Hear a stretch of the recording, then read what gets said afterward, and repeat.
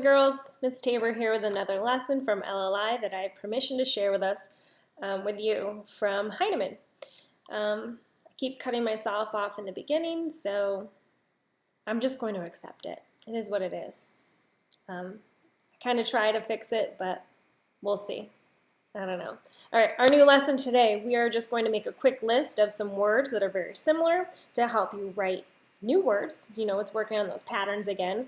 And then we're going to get to a new book. It is the first book of a new series that you have not read yet, which is pretty exciting. It is nonfiction, except some things are not real, but a lot of it is nonfiction. So let's go ahead and get started with our phonics piece. Again, I mentioned I'm just going to make a list of some words. As I write the words, I'm going to read them, and I want you to listen to the beginning sound or sounds. These words are all going to start with an A, but it can make a couple different sounds. So let's read this word. About, or you can say about, even though it starts with an A. So it's tricky. Let's do another one. Along. So about, along, again. Again, they all start with that A. It can sound like A or it can sound like That's why these are similar. Word patterns. We can read other words that are similar to this. A round, a cross. But what about this one? Do we say after? No, that sounds silly. Do we say after? No. What is this word? After. So this one is completely different than the ones above. This is the word after. It has that normal short A sound, after, just like apple. So these two are different than these ones above. That's why we just have to know different word patterns and what the sounds could be when we're reading words that we don't know. That's it for our phonics lesson. Wow, so fast. All right, let me show you our new book. I am going to read it to you. It is a series I mentioned. It's a new series. We haven't had this one yet, so it's really interesting. This one's called the Fun Club series. So this is Miss Dimple, and she is kind of a leader of the Fun Club. These kids go to a fun club after school, kind of like a babysitter, but they always go on, I like to say, field trips, or they're always going places to learn new things. So the children are Dana, Keb, and Rich. And in this story, where do you think they're going to go? Look at the background. In these books, the background is always a photograph of something real.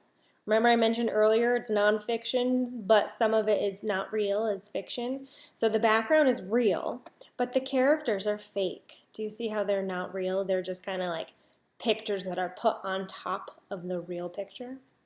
So they are going to a dairy farm. Maybe a lot of you said a farm, but specifically dairy. So take a look at the title. The Fun Club goes to a dairy farm. Now this word dairy can be tricky. We need to find that little word in the middle that we can read, air, air. And then when a Y is at the end of a larger word, it sounds like E, dairy farm. So the Fun Club goes to a dairy farm. So they're going to learn about what? Can you take a guess? Do you know about a dairy farm? Well, let me show you. I like this inside cover page. So this is Dana, Miss Dimple, take a look at their names so you can read them, Keb, and Rich. I'm going to read for you. So take a look again. That background picture is real. That's a real kitchen. But the characters are not real. So that makes this book a little bit more interesting than other nonfiction stories. All right, let me read for you. I ran out of milk, Miss Dimple said, but I will get more today. We're going on a field trip. Where are we going? Asked Keb. We're going to see where milk comes from, said Miss Dimple. A supermarket? Keb asked. No, said Miss Dimple. A dairy farm.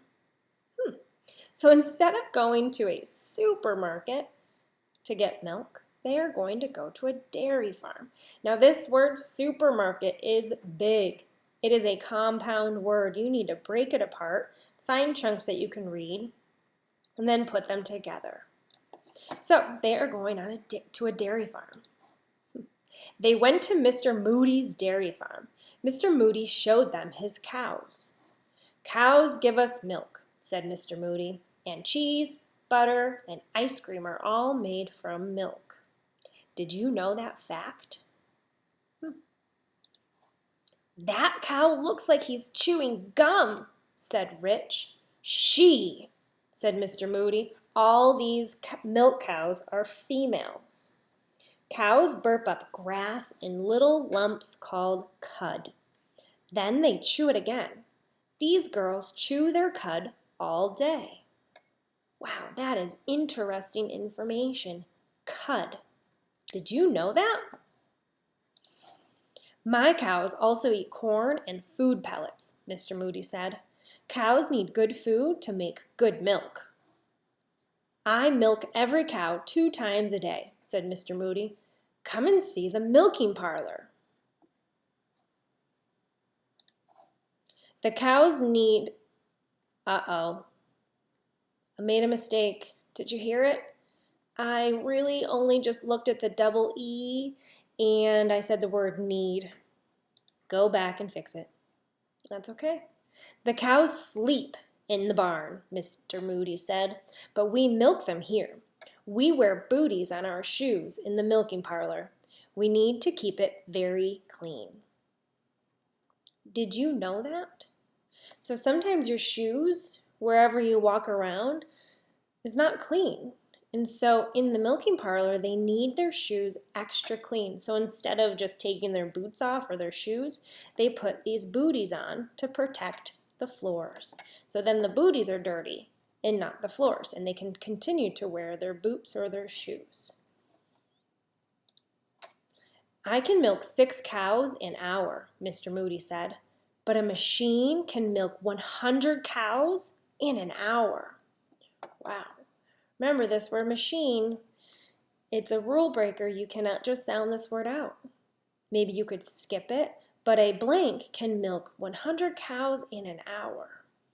But a machine, tricky word.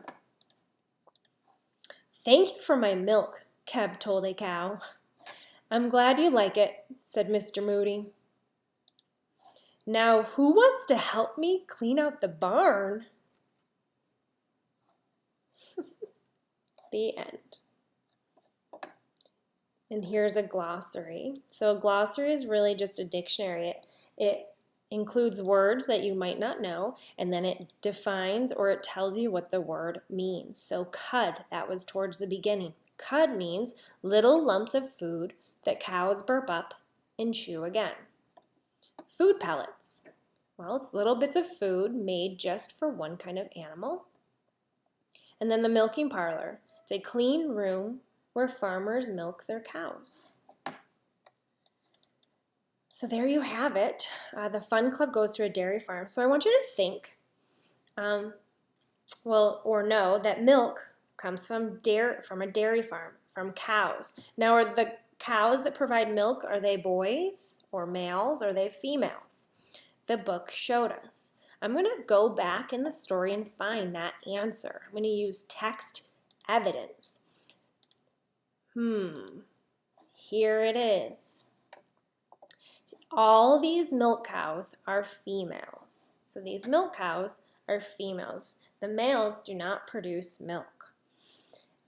Think about some other things that we learned from this story. I know this word cud is probably new to a lot of you. So I want you to go back and think about that word cud and the information or the fact that it said, that it told you.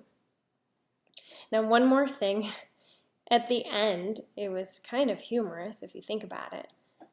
When Mr. Moody asked the question, now who wants to help me clean out the barn? Look at the kids' faces.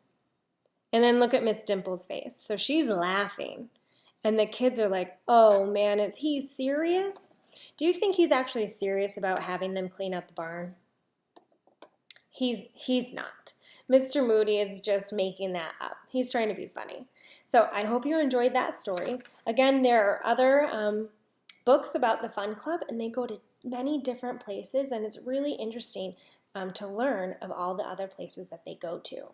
So thanks for tuning in today, and our next lesson we're going to work on some different vowel patterns or vowel combinations. When two vowels are together, they make a certain sound, and we will go and read a new book that I actually enjoy because it's kind of probably what some of you are doing right now as the weather is getting nicer and you're spending more time with your family and you're outside. So think about what our next book could be about with those little clues or those little tips.